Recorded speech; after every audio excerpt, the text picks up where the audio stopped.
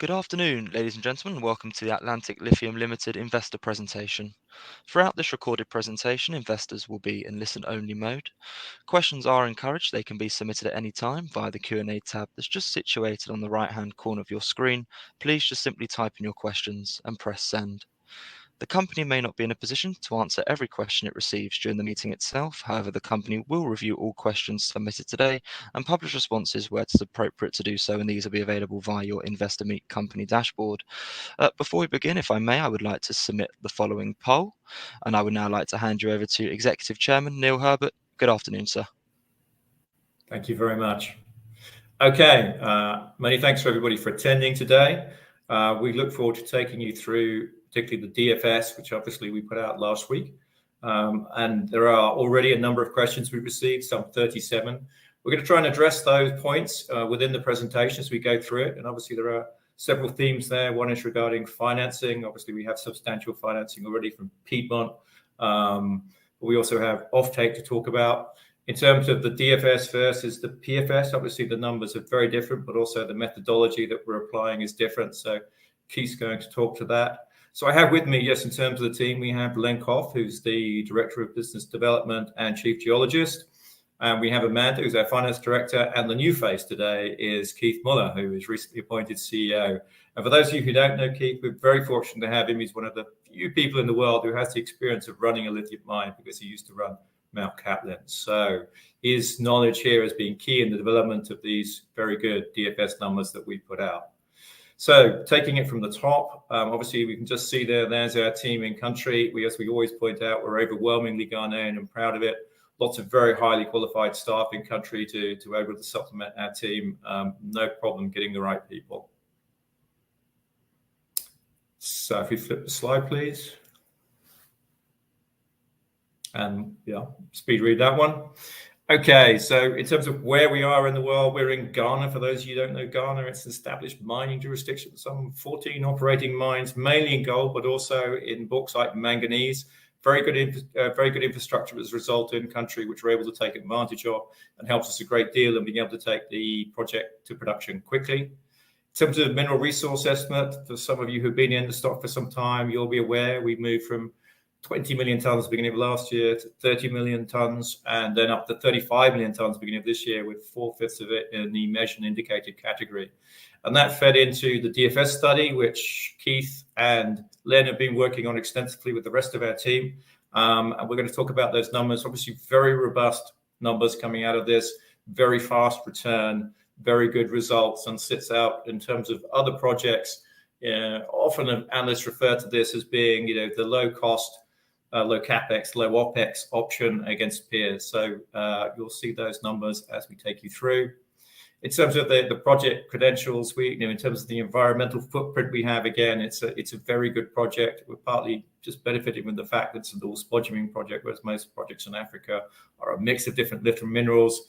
And indeed, we're on track to take this production on a good timeline, and we'll talk about that timeline as we go through the presentation.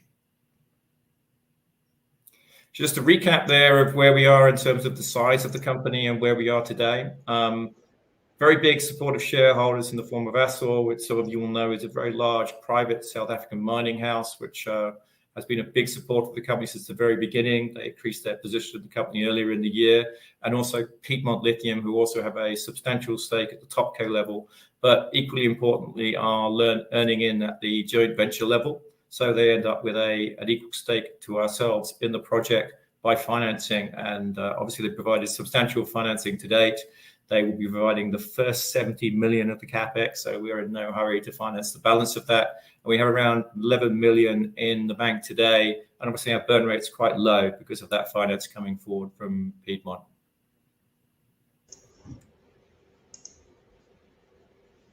And in terms of those key DFS metrics, I'm going to hand over to Keith, who's going to take you through. Excellent. Thank you very much, Neil. And thanks for everyone joining us this afternoon. What I want to do over the next couple of minutes is we received about 38 or so questions, pre-questions for this webinar.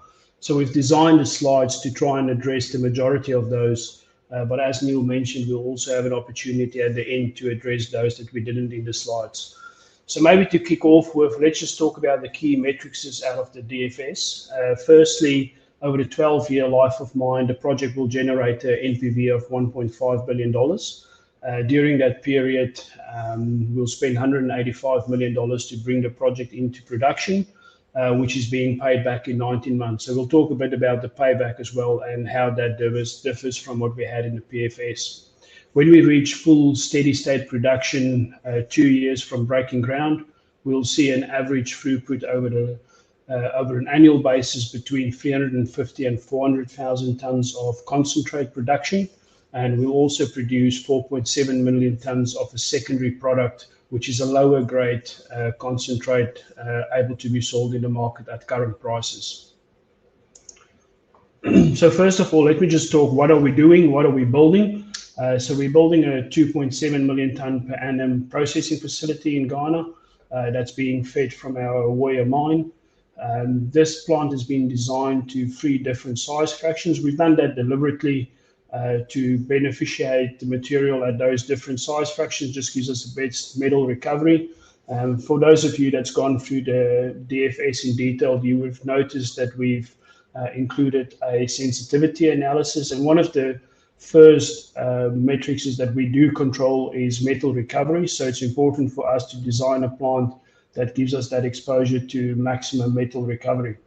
And then what we're also doing in terms of incorporating into our operating philosophy, we are going to be processing around 450,000 tons of ore prior to the main plant being ready. And we're doing this for a few reasons, which I'll discuss during the slides. And then lastly, we're also looking at some additional opportunities in beneficiating that secondary product, that's 4.7 million tons that we intend to sell at the moment. And then we're also looking at a flotation circuit as well as a feldspar circuit to aid to the economics of the project. Then maybe the first thing I want to address is the capex. We've received a number of questions asking how does this differ from the PFS. So I thought the best way to explain that is via a waterfall graph. So if we start off on the left-hand side on your screen now, you'll see the number we had in the PFS, $124 million for the mine and the process plant build.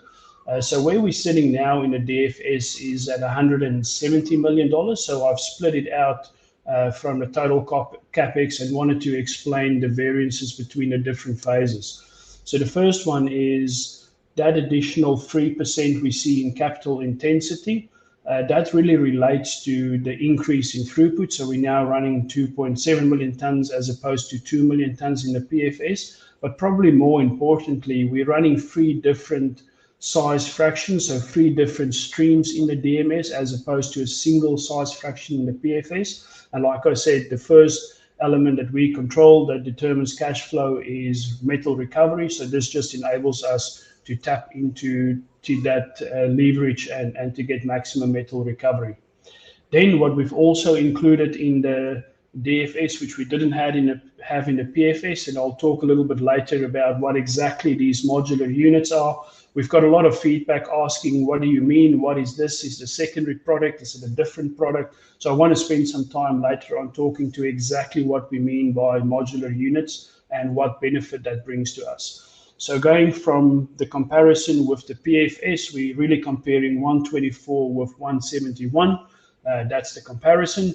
And then we've added that additional $15 million for the modular units to bring some cash flow forward prior to having the main plant ready. And then that's the total DFS of about 185 million. And just for transparency, I wanted to show also what contingency we have in this plan. So we've included about $12.2 million in contingency. That's a little bit less than what we had in the PFS. And the logic behind that is as we de-risk the project going from PFS to DFS, we've got a lot more certainty on the pricing. So almost 80% of the pricing in the capital estimate is based on quotations, on firm quotations for that matter. So if we wanted to place an order today, we can place it on the tender process that we've gone through. So if I just recap that quickly, so 124 to 172 is the like-for-like comparison with the PFS and the DFS. We've added $15 million as an allocation for that modular unit. So it's going to bring production forward. That gives us a total of $185 million. little bit later, I'll ask Amanda to talk about funding. So one of the questions we've also had is, so you've got $185 million in CapEx, you've got 70 from Piedmont, so how do you fund that gap that's remaining? So Amanda will talk to that a little bit later.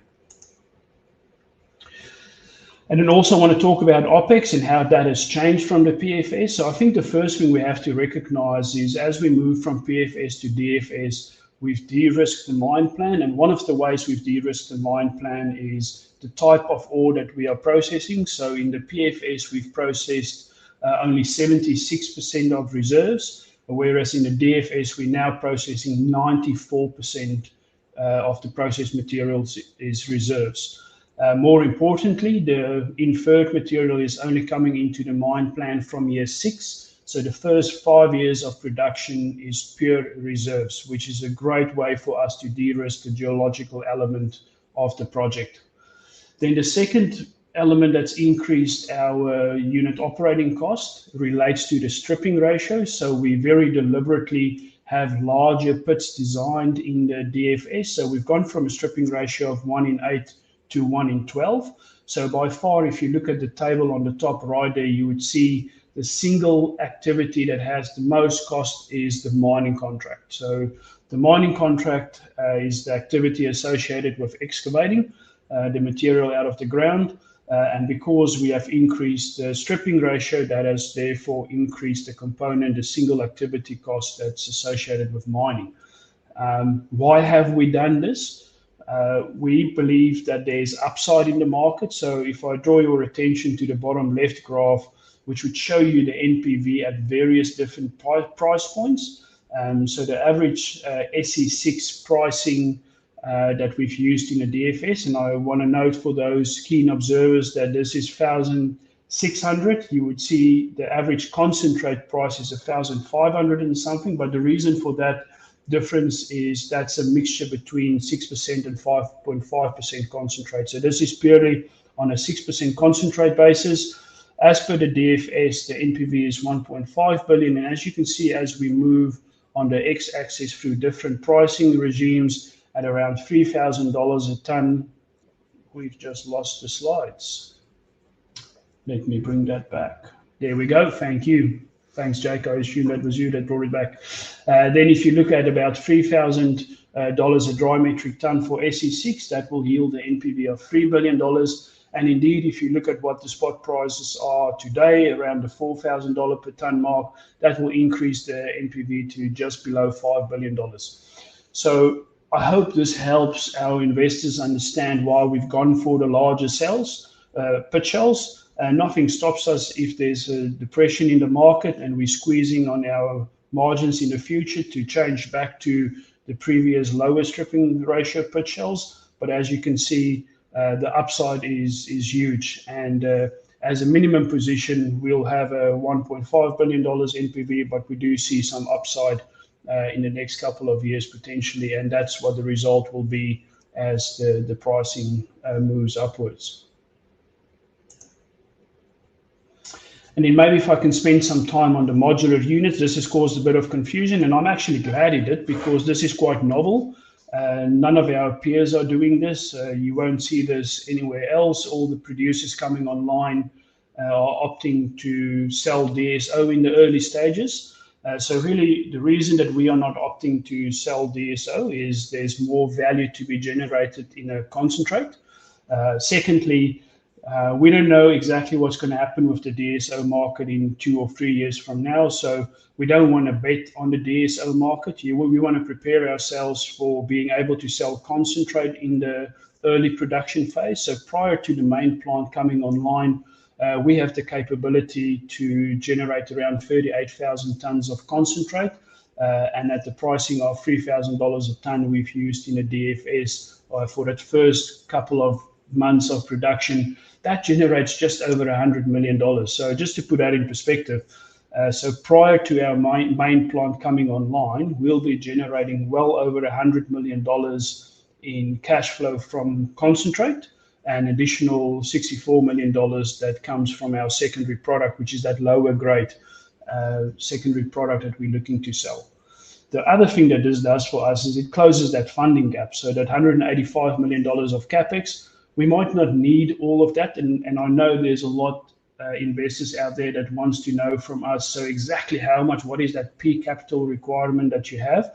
We haven't established that yet because we're still working through with our contractors. So a lot of the working capital in many situations are actually carried by the mining contractor for the first 4 or 5 months.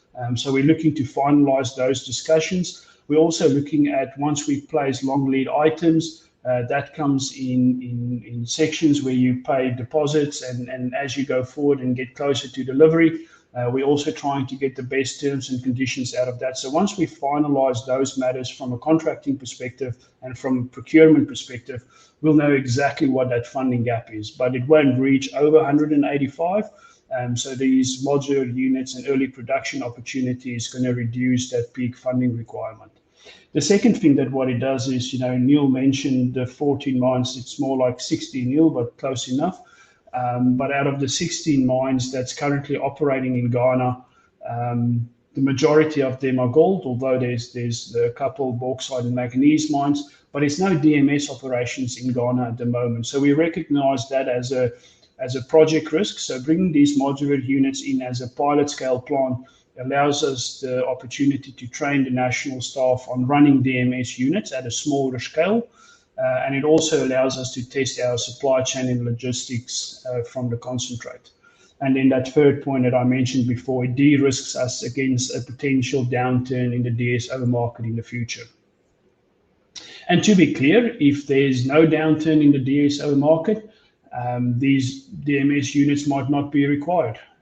But we'll make a call as we get closer to that lead time that's required to manufacture these units off site.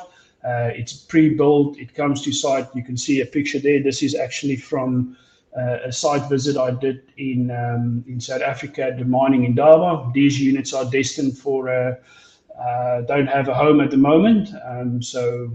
This is how they look. There we go. And then in terms of timeline, one of the key questions we've had, so where are you with permitting and when can we expect to see that mining license? So maybe if I just address the permitting issue first. One of the things that we received feedback from the Minerals Commission, and I must say I'm impressed with the way that they've engaged with us. The last 6-7 years I spent in WA, in Western Australia, and I haven't seen this sort of engagement from the regulator.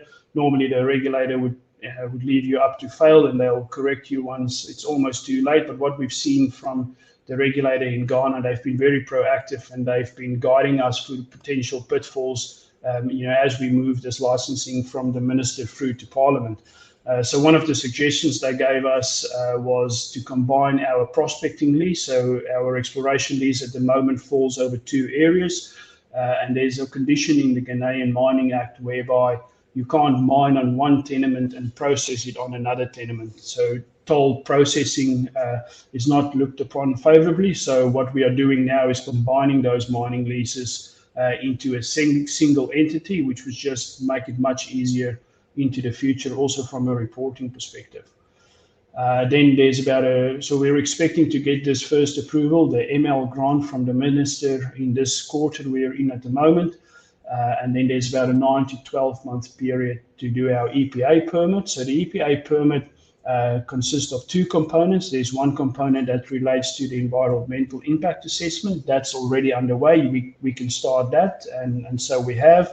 And then the second component is associated with more the social impact of the project on the local community and also on the restoration of livelihood and crop compensation and the acquisition of land.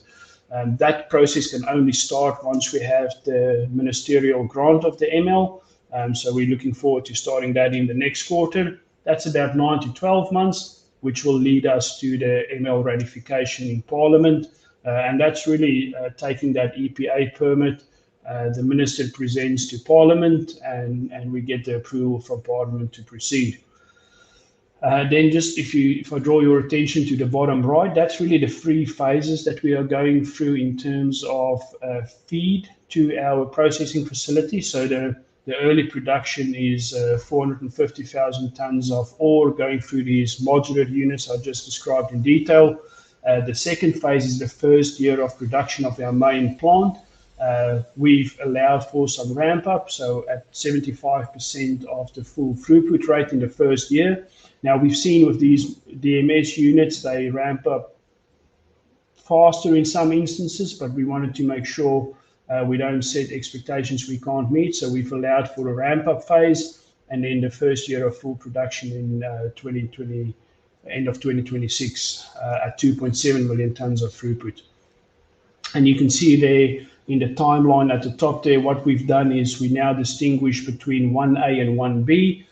In the PFS, what you would have noticed is we only started at 1B to generate cash. So this brings me to one of the points around payback. So some of the commentary we've had is why all of a sudden a 19-month payback, whereas in the PFS there was a 22-week payback. Sorry.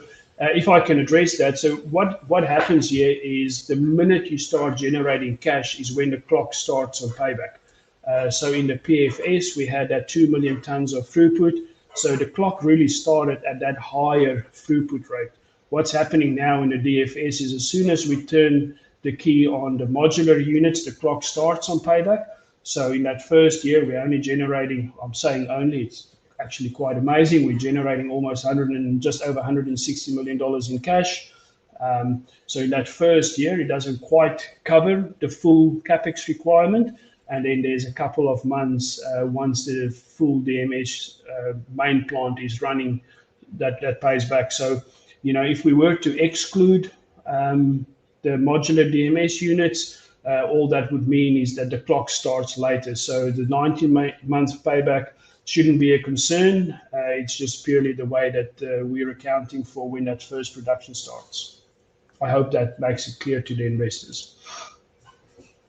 Amanda, if I can maybe ask you to talk to the current arrangement with Piedmont, and then also perhaps where we are sitting currently with offtake and how we're going to use that to bridge the gap for funding.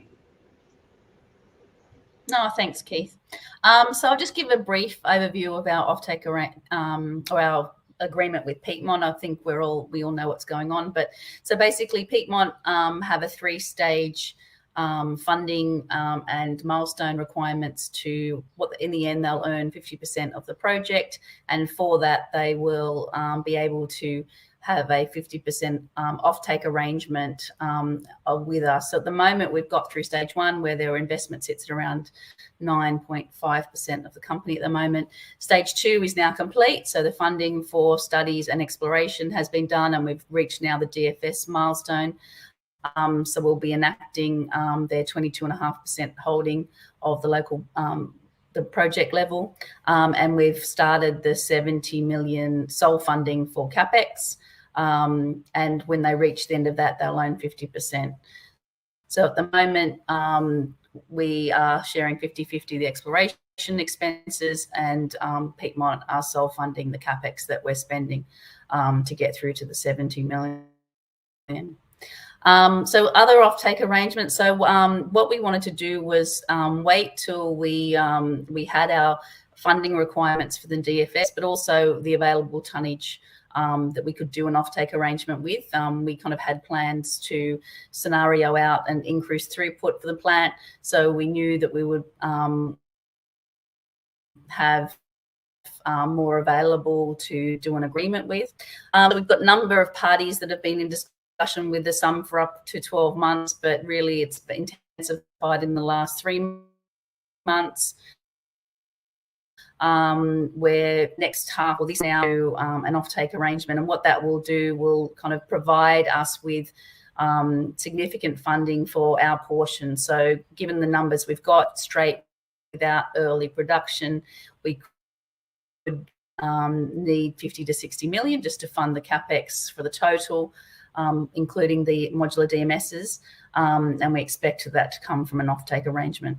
But what we kind of are ensuring is that we maximize the benefit for shareholders. So there's numbers of combinations of off-takers in different scenarios. The ultimate is getting prepayment for our off-take, which was what we'll be seeking.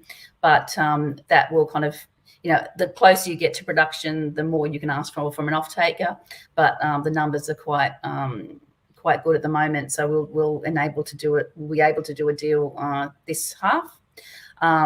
What we do know is there will be no cap raise until we understand what we can get from our offtake arrangements, and because we think that will basically cover our gap. Okay, I think then I can hand it over to Len.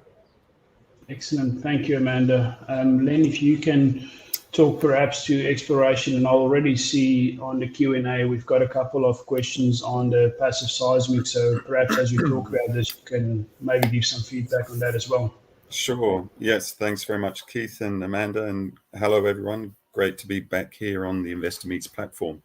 So the exploration side, the exploration team have been working diligently away, and you would have seen we released our initial drilling results over the Ewoyaa South 2 deposit, which is part of our resource conversion drilling, which is ongoing currently. So we've got in the order of 18,500 meters of drilling planned across the mining license area, of which approximately 10,000 meters is assigned towards resource conversion. So that's increasing confidence of inferred material to indicated material, as well as growing the resource out from strike extensions and or depth extensions where mineralization is still open.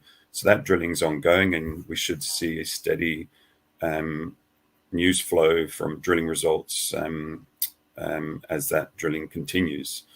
In addition to the resource drilling, we also have exploration drilling, so approximately 6,500 meters, which is designed to test targets defined through the passive seismic survey, as well as exploration targets outside of the mining corridor within the broader license portfolio.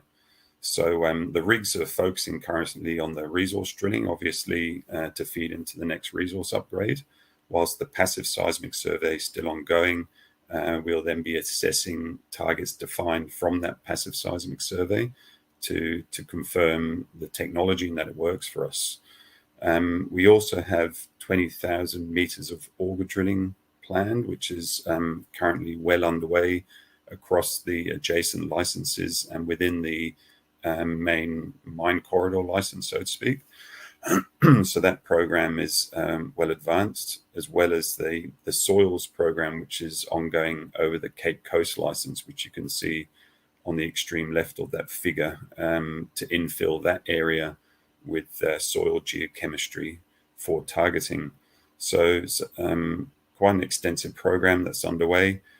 Constant news flow from the drill bit for the resource infill drilling program. And we should expect to see news flow around the passive seismic survey and drill testing of targets in the near future, as well as the auger program underway currently over regional exploration targets, plus the soil geochemistry target over the Cape Coast license. So a lot happening in the portfolio currently, and a lot of news flow to come. So thank you very much. I'll hand back over to Neil. Thank you very much, Len. So as just bringing it all together there, we're obviously very much focused now on bringing the project to production. We have a major milestone complete in the DFS, so this takes it to a whole new level. So now we can move on to completing our permitting hurdles, which we expect to complete in the next year and take the project to production. Obviously, the DFS has a different set of numbers to the PFS. We have obviously gone for higher production, which obviously provides us for benefit in better revenues and returns. We're very much focused on producing a premium product here. So we've moved away from DSO. I know there's one of the questions there is about what's the Ghana government's expectations. So like other governments in Africa, they don't like the idea of direct shipping ore. So we're taking the product up to a concentrate before exporting. this obviously gives us better economics as well. The modular production allows us to produce earlier than we would otherwise would and provide some very significant revenues and a great return. Again, great country to operate in, very good infrastructure, 100 kilometers from port and a good road, existing infrastructure at the port. We don't need to add to that. Everything in place for us to be able to take the project forward, and we have very strong project fundamentals. So on that basis, let's move on to questions. I think that's great, guys. And Neil, Len, Keith, Amanda, if I may just thank you very much indeed for your presentation this afternoon. Ladies and gentlemen, please do continue to submit your questions just by using the Q&A tab that's situated on the top right-hand corner of your screen. But just while the company take a few moments to review those questions that were submitted already, I would like to remind you that a recording of this presentation, along with a copy of the slides and the published Q&A, can be accessed via your investor dashboard. Guys, as you can see, we have received a number of questions throughout your presentation this afternoon, and thank you to all of those on the call for taking the time to submit their questions. But Neil, if I may just hand back to you to chair the Q&A session with the team, and then I'll pick up from you at the end. Thank you. Thank you very much. Okay, I'm going to take it from the top. What I'm going to do is focus on the questions that are coming in now, but to the extent we haven't answered questions we've already received, we'll try and answer them as we go through. So the first question we have from Mike is, are DGR still sitting on a holding? And if so, what is this currently? Are they still selling? Well, the last time we checked, they had something in the region of 1% and so they could be selling. We don't know. We did think that at the end of the last week, obviously, AIM had a very bad month last month. And it seems that someone took advantage of the news to sell down some shares, but I couldn't tell you who that might be today. It's possible it's DGR, but they don't own very much now, so they don't really have very much more to sell. Some of you also asked whether directors were buying. I'll try not to answer that question because I have bought shares this year, as indeed Amanda has bought a considerable number of shares at a higher price than the current share price. But we will let you know, obviously, if we do buy shares, but I'll only do it after the event because last time I did notice that some people picked up on that.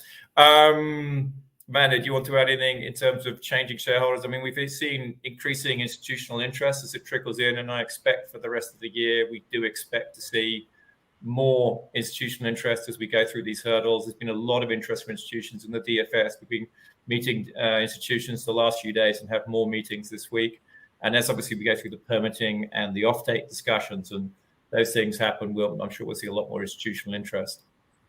So I'd say 6 months ago, we had around, say, 3 to 4% of our holding were between 3 or 4 different institutions. We're now probably up to 7 or 8%. There's been about 2% increase from the US institutions, which, we've done a few roadshows to the US. So we are getting more known out there. And I expect that as we kind of continue and go on, that this will only increase over time. So it's been good. So we've got over double what we've had before.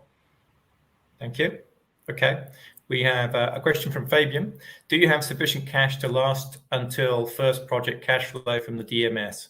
So obviously we have a shortfall in funding for CapEx. However, we have quite a lot of time to fix that and the offtake available. Do you want to comment, Amanda? So we definitely need some input before we get to first production of the modular. I can say that the numbers we're talking about today will more than bridge the gap for what we need. So the offtake will be the first kind of cab off the rank in terms of making sure, like we don't, as a listed company, we can't just raise money when we don't know exactly what that number will be. We need to kind of solve the offtake problem first, get the funding from that, and work out if we need to actually get any more before that the modules are in, but it's unlikely. Okay, thank you. As we say, Piedmont provide ongoing funding and the first 70 million of CapEx. So as such, we don't really need to go to the market anytime soon, which is good news. I think that answers the other question from you, Fabian. Nick asked, Minister of Mines of Ghana recently said no raw material should be exported. Was he talking about DSO or spodumene? We believe he's talking about DSO, but I'll ask Keith to make a comment. Sure. So that comment that you're referring to, Nick, was obviously at Bloomberg's conference in Morocco, where Minister Jinapor mentioned that we won't export any raw material from Ghana. We believe he's talking about DSO, so much so that, the conversations we've had with the minister, he's been very pragmatic about what can be done in what time frame it can be done. So concentrate at this stage, there's no issue exporting concentrate. Okay, thank you very much. We have a third And question. sorry, Neil, if I just may add, Please. my apologies. There's currently no prohibition to export DSO as well. These are talks, we have to respect, as a sovereign nation, Ghana can do as they see fit. But they haven't come to us yet to say you can't export any DSO. Although that was never our plan. Even in the PFS, we never contemplating exporting DSO. Yeah, and obviously there's financial advantage to selling an enhanced product, which is exactly what we're intending to do. Okay, so another question from Fabian: how much will Piedmont be funding? 70 million or 70 million plus 50%? The answer is 70 million plus 50%. You're entirely right. So they do the first 70 million of the capex, and then we share the remaining capex thereafter. We have a question from Coffee, which is a similar point. It says, is the Ghana government insisting on further value-added identification as a condition of granting the license? No, not at this point in time. Obviously, said we moved away from any possibility of doing DSO and providing the sale of if you like, a higher value product in country through processing there. John, will you be releasing results of the passive seismic soon, Len? Yeah, so as soon as we've completed that survey and drill tested targets defined in the survey, we will be releasing results of that and providing an update. Thank you very much. From Russell, do you foresee any turbulence in the run-up to the 2024 Ghanaian general election? Would a change of government adversely affect the Ewoyaa Project? I think I'll answer this one. I mean, one of the nice things is that there has been a lot of support from the existing government, a lot of positive comments made. They're very keen to see the project get licensed. And it's even been said that the president's very keen to see it get to production during his current term, with obviously elections at the end of next year.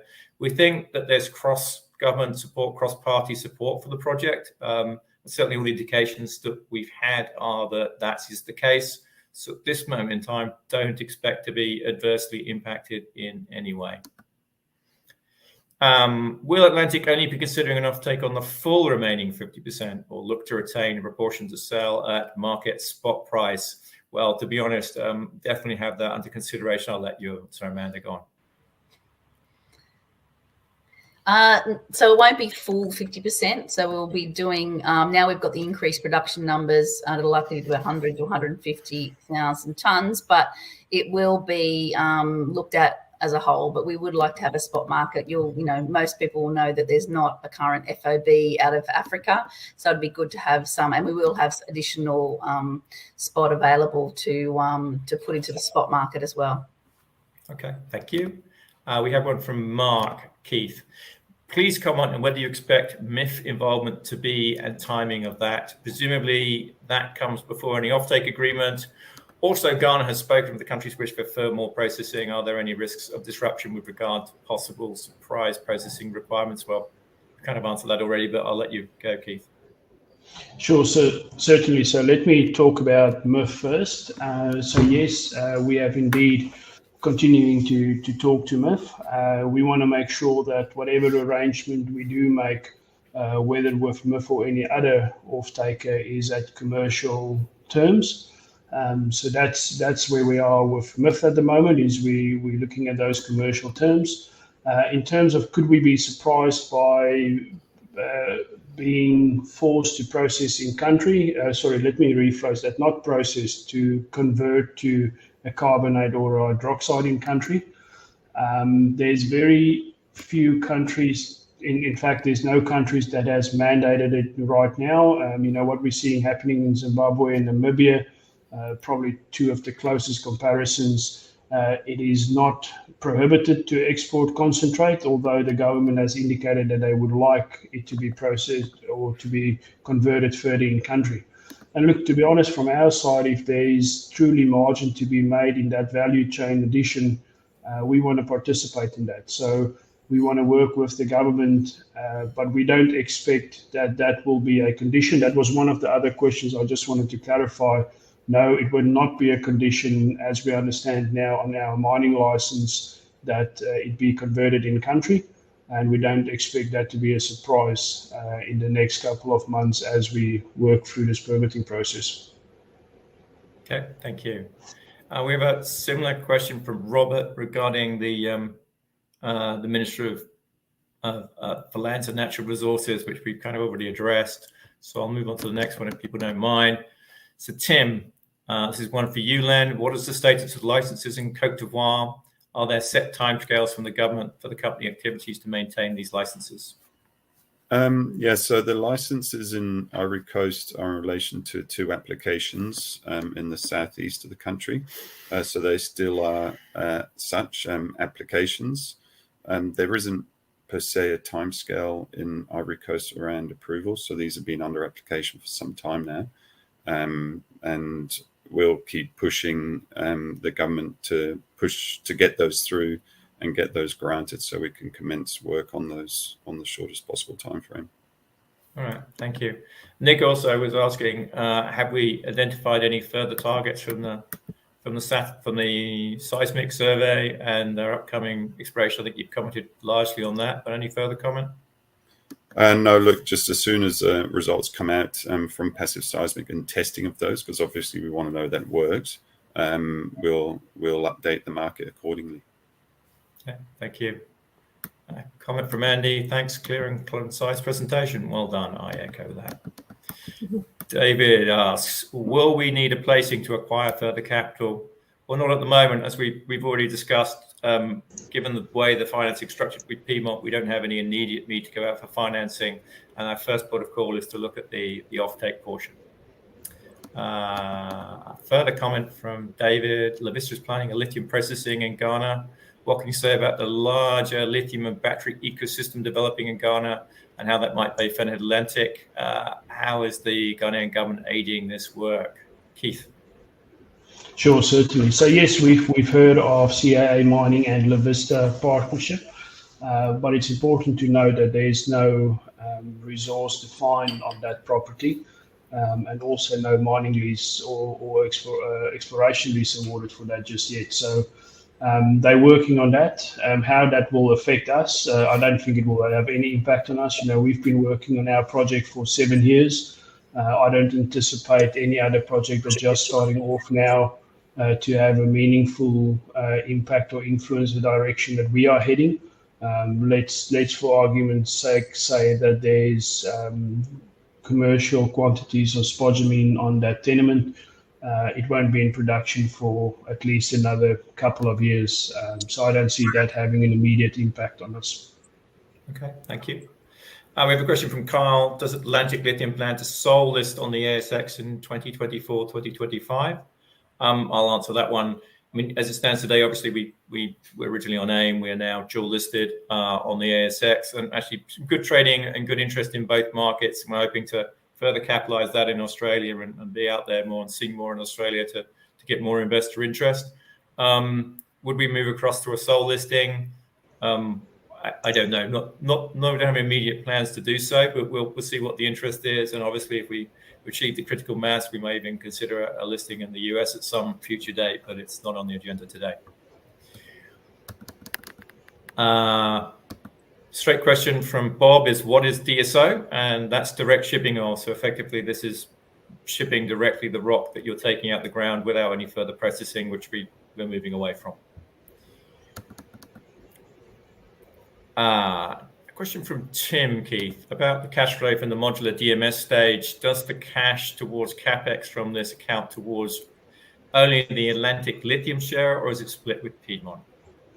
Sure. So after the DFS is completed, Manda, just nod to me if I'm right, 22.5% is what Piedmont will move to on the project level. So therefore, any cash generated out of the project, 22.5% will be going to Piedmont, and the rest will be going to us. So I guess who asked Tim? So I guess what Tim is asking, do you get all that money? Do you still need to share with Piedmont? Well, we still need to share that quarter because they have the project ownership of 22.4. Amanda, apparently I am wrong. Please go ahead. No, you're not wrong about that, but you're getting the 10% government free carry. Of course, yes, of course, yeah. The government free carry interest. So no, we don't get the full 100% benefit of that early production. Okay, thank you. We have a question from Kyle asking about FID, final investment decision. Is it planned to be made post-mining permit ratification in 2024 or in late 2023? So look, we want to start ordering long lead items. So from a de-risking perspective, our ambition is to place those orders for long lead items as not even after ratification. We would like to do that after ministerial approval. We might proceed on the basis of initial notification or limited notice to proceed with our EPCM contractor. That's likely to be the outcome, and then the full contract FID might be done at a later stage, but we have to start ordering long lead items as soon as that first approval comes through so that we can be on time to break ground in September next year. Okay, thank you. So Bill asks, why is the share price dropping? An excellent question. A part of this, there are two sides to this. One is company specific and one is the general market. And obviously, I'm sure a lot of you are investors in AIM stocks and will be aware that AIM had a very bad month of June. So it doesn't really help when you put out news. There's a danger that people just take advantage of being able to sell down because, to be honest, there isn't much liquidity in a lot of those AIM stocks. And so if you need to liquidate your position, you liquidate it, c'est la vie. The other side of it is company specific. I mean, obviously, we're really proud of the DFS result. We think it's a fantastic result, and we hope we explain that to you today. In terms of driving further, catalysts for the share price, obviously, I think the big ones this year will be going through the licensing hurdles, and we'd obviously expect to see the ML grant from the ministry in the course of this quarter. And hopefully also moving forward on the offtake side, you'll be able to see that to provide further support, and we think a lot more interest in the stock. And as I say, we have institutions who have been steadily gaining in their stake, and as we go through those hurdles, we'd expect to attract more institutions. So we have a question from David Keith. How does the supply chain and lead time for the equipment going into your modular spodumene processes and for the large mine scales spodumene concentrators look currently? Long lead items. Sure. So I'll address it first in terms of the modular unit. So the modular unit's lead time is 6 months. So our intention is to put first ore through those units in April 2025. We'll be breaking ground in September 2024. So therefore, there's a bit of lead time in terms of pre-strip activities that needs to take place. And during that same time, we will then construct those modular units on site. So at the latest, the drop dead date for us is we want to place an order for those units in March 2024. So we still have a good 9 months ahead of us before we need to place that order, and we'll be well advanced with the permitting at that stage. So that's the modular units. The longest lead item on the main process plant is 44 weeks, and that's the MCC. And then following that is the jaw crusher at about 38 weeks. So none of our requirements needs us to place order in the next 6 months. If we place orders the first couple of months in 2024, we will still be able to break ground and schedule our construction activities in such a sequence that all the long lead items as they're coming in can be slotted into the right space. The longest lead probably outside of our needs for the process plant is associated with the yellow stuff, the yellow mining kit. So at the moment, we're looking at about 18 months for the large scale trucks and excavators. However, we are very fortunate again that in that early 9 months of pre-production with the modular units, we do not need large scale mining equipment. That can be done with the typical quarry size equipment that's readily available in country. So we are mindful of that 18-month lead time for the longer permanent machines that's going to be employed on the mine for the next 10, 12 years. Okay, thank you. So Nathan, we've had a couple of questions along this line asking about, debt as an alternative to offtake agreements. Amanda, would you like to comment? So absolutely. So look, the offtake agreements are structured in multiple ways. Signing fees, equity, prepayment, and debt instruments. So when we actually review the different proposals that are put to us, we'll be looking at all of them and making sure that we kind of make the best decision as to which one works for us. Okay, thank you. Charlie's asking about the government's 10% and the Piedmont's 22%. So just to be clear, so that the final composition will be once Piedmont's completed all its permitting hurdles, once it's completed all its financing, is that they will end up with effectively a 45% stake in the project, as will we, and 10% government remains for the government. So I hope that answers your question, Charlie. On top of that, obviously the government has a 5% royalty currently. Clay asks, I have heard construction of new power lines has started. Is this so? Clay, no, they haven't started. We have completed a survey, so we now know the route that we're going to take. It's completely outside of our ML, so we've started engagement with restoration in terms of land that we need to acquire to construct that. We've started with detailed engineering, but we haven't physically started with any construction activities. Okay, thank you, Keith. Just one more on that subject. I saw a couple of questions earlier which refer to what other things might upset the timetable. Some of them are talking about the impact of the wet season. Others asking about, potentially people in the project area, and indeed, archaeological or other sites that were identified in the survey that we did.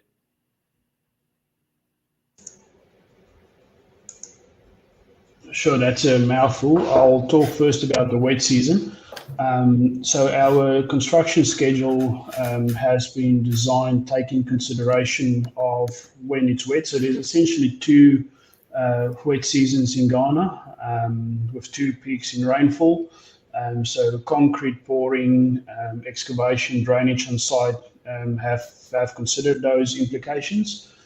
In terms of mining through and the bulk earthworks during the wet season, bulk earthworks is a problem in that regard, but again, the sequence of construction has been scheduled to work around it. In terms of the sites that we've identified, shrines on site on the premises, yes, there are a few. We've already, during our exploration process, relocated a dozen or so. So it's not a huge problem to do so. And what was the last one, Neil? You lost me there. There was somebody asked about. We did a survey, obviously, and there are people in the wider project area. Of course. Yep. So a number of thousand people that we declared in the DFS that was surveyed. So those are not people that are directly affected by the project. So it doesn't sit within our footprint. But it sits in the community that services and the community that feeds into the project. So that was an engagement process to understand what are the needs of the community. So, one of the contributions we'll be making is a 1% community development fund, and that is intended to service the community as they would like to see it spent. It's not us telling them what they want. So that survey was designed around understanding what the needs are in the community.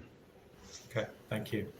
Hey, sorry, Neil, I'll just jump in there as well from with regards to the operational side, what Keith just said. So with regards the exploration programs, so as all the listeners would be aware, we've been drilling pretty much consistently over the last 5+ years, and that includes drilling throughout the wet season.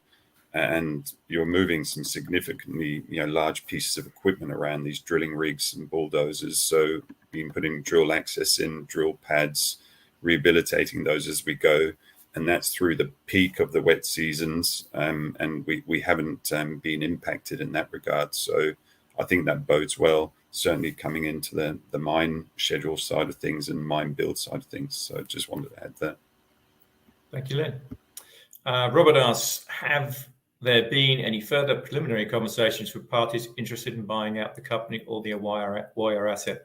And I'll be honest, this is a rapidly advancing sector, and very few assets out there that actually that can come to production in a reasonable timeline. So we are subject to a lot of focus. A lot of people do talk to us.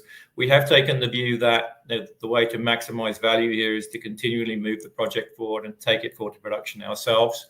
However, that does not exclude the possibility that somebody will come forward during the intermediary time and actually make an offer for the company. And we don't exclude that. That's a possibility that's out there, but we're very much in the business of de-risking the project and taking it towards production. Kyle asks, will you target the remaining 50% offtake for Europe, Asia, or North American markets? Will this be allocated during 2023? Probably by the end of the year, yes. We will have done at least some of that offtake financing will be in place. In terms of its destination, we're actually agnostic. What we'll have seen, obviously, is that China has been the most interested party historically. Obviously, we did a deal with a North American party already, but we're also seeing a rapid growth of interest from European parties. So there's a lot of planned chemical plants and obviously underlying growth in EV demand, and there really just isn't enough spodumene to cater for it at the moment. So do expect interest from all sides. Eddie asks, in regard to long lead items, are replacement parts in cases of issue factored into this lead time and pricing? Keith.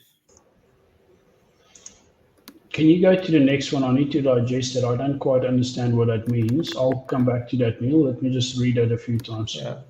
Okay, all right. I'm not quite sure I understand it myself. Bob asks, what the greatest impediments for negotiating offtake agreements? Are potential customers waiting licensing before showing interest in OTAs? Amanda.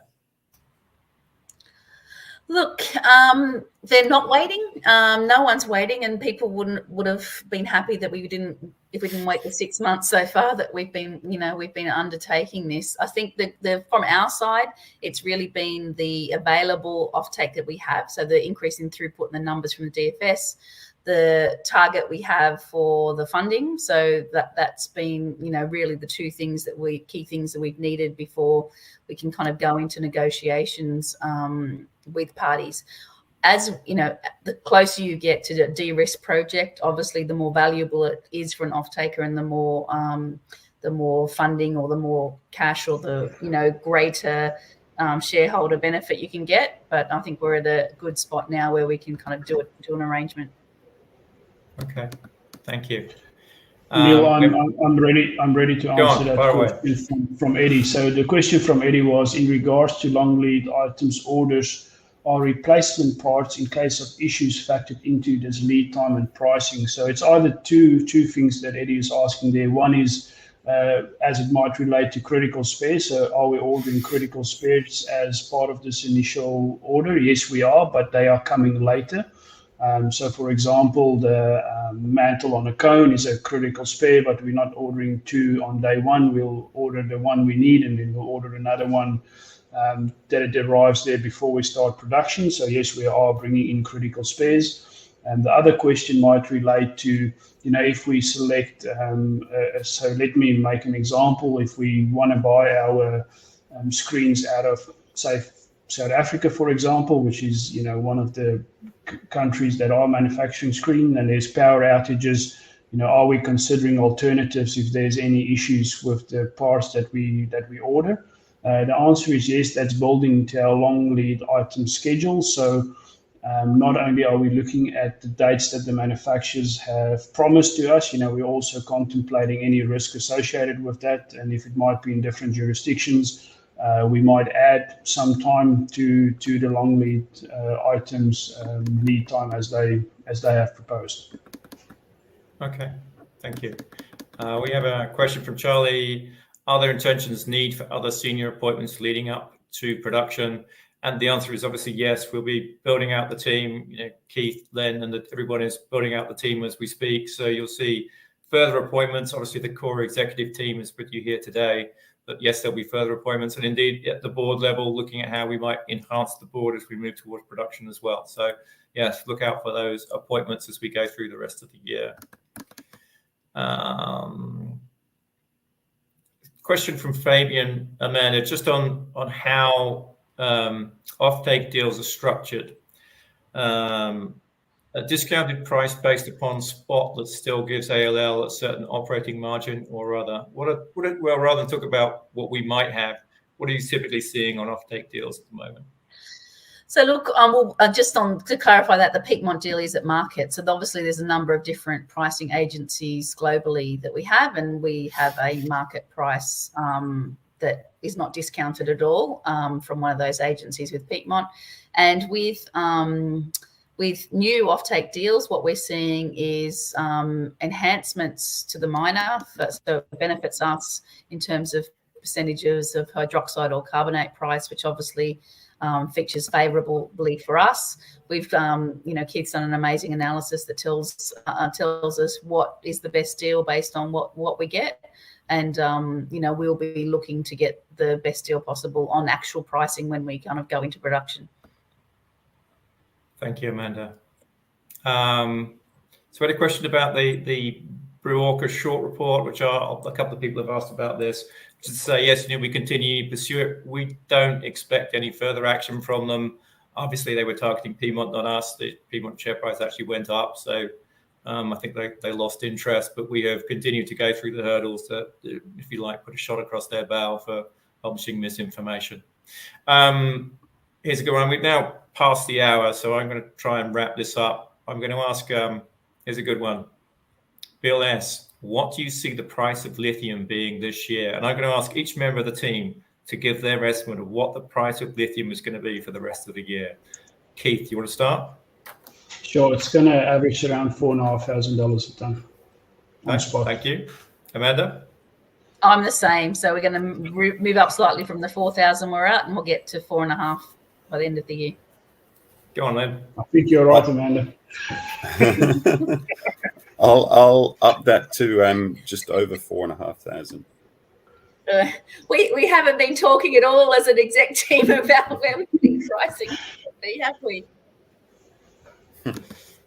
Okay. All right. What about your assessment, Neil? To be honest, I think we've bottomed out on the lithium prices, and I think that it will start to pick up, as you say, probably 4,500 for the rest of the towards the end of the year. But you can see EV demand remains very strong. Destocking has already occurred. I think that the outlook for lithium is very good indeed. We're definitely in the right business. Given we're past the hour, thank everyone for their questions. I'm sorry if we haven't addressed everybody's questions, but there were an awful lot of questions. If you want to contact the company, obviously we're very happy to be contacted and try and answer your questions. But in the meantime, thank everybody for attending. It's great to have so many people on. Neil, if I may just come back in there, and thank you, Len, Keith, and Amanda as well. Thank you very much indeed for being so generous with your time there and addressing all of those questions that came in from investors this afternoon. And of course, we will be able to give you back all of the questions that were submitted today, just for you to review and to then add any additional responses, of course, where it's appropriate to do so. And we'll publish all those responses out on the Investor Meet Company platform. Neil, I was just going to ask you for a few closing comments to wrap up with, but I think you just well delivered those. So if there isn't anything further to add, what I may do is just redirect those on the call for their feedback, which I know is particularly important to yourself and the company. So could I please ask investors not to close this session, as you'll now be automatically redirected for the opportunity to provide your feedback in order that the management team can better understand your views and expectations. This won't take a few moments to complete, but I'm sure will be greatly valued by the company. On behalf of the management team of Atlantic Lithium Limited, we would like to thank you for attending today's presentation. That now concludes today's session, so good afternoon to you all. Thanks, Jack.